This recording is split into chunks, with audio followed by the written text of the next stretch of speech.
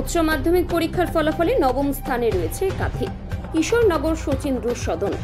পরীক্ষার্থী বিপ্রদীপ জানা তার প্রাপ্ত নম্বর 489। আগামী দিনে চিকিৎসক বা আইপিএস হওয়ার ইচ্ছে প্রকাশ করেছে। সেভাবেই পড়াশোনার পাঠ এগিয়ে নিয়ে যাওয়ার চিন্তা ভাবনা। বাবা প্রতিষ্ঠিত ব্যবসায়ী, মা হাই স্কুলের শিক্ষিকা। মায়ের দাবি, ছেলে অসুস্থ থাকলেও তাকে যতটা সম্ভব আমার স্কুলের বাইরে যা কিছু চিন্তা ভাবনা ছেলেকে নিয়েই।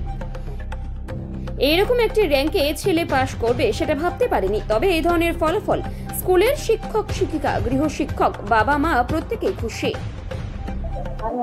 বলছি, আজকে সারাদিন তো টিভি পর্দায় দেখছো, তারপরে তোমার এই রেজাল্ট, তাহলে সব মিলে একটা ভয় কেমন লাগছিল?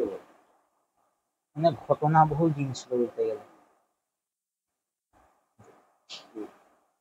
এই দিনটা অনেক ঘটনাবহুল ছিল। এবারে এই যুদ্ধের মধ্যে, প্রত্যুত্তরের মধ্যে, ভারত যে প্রত্যুত্তর দিচ্ছে জঙ্গিদের, তার মধ্যে এই যে রেজাল্টটা, একটা বলতে গেলে মেঘনা চাইতে জলের মতো একটা ব্যাপার। ভালো রেজাল্ট তো হবে জানতে, তবে এই চিকিৎসা কাকে দিচ্ছে?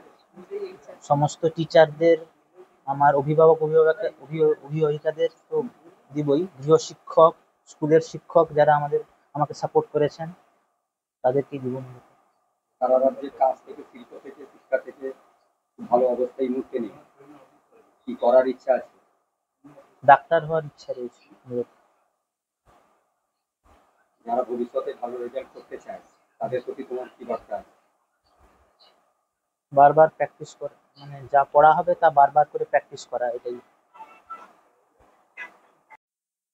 বলছি, ছেলে তো এই রেজাল্ট করলো, কেমন লাগছে?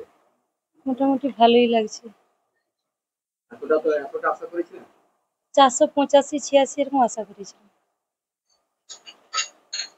ছেলে ডাক্তারি করতে চায়, আপনার আশীর্বাদ থাকবে তার সঙ্গে? অবশ্যই, একটা যেন মানুষের মতো ডাক্তার হয়, মানে বিজনেসম্যান নয়, যেন মানুষের ডাক্তার হয়, মানবিকতার মানব ডাক্তার হয়, মানবিক হয়ে যাবে।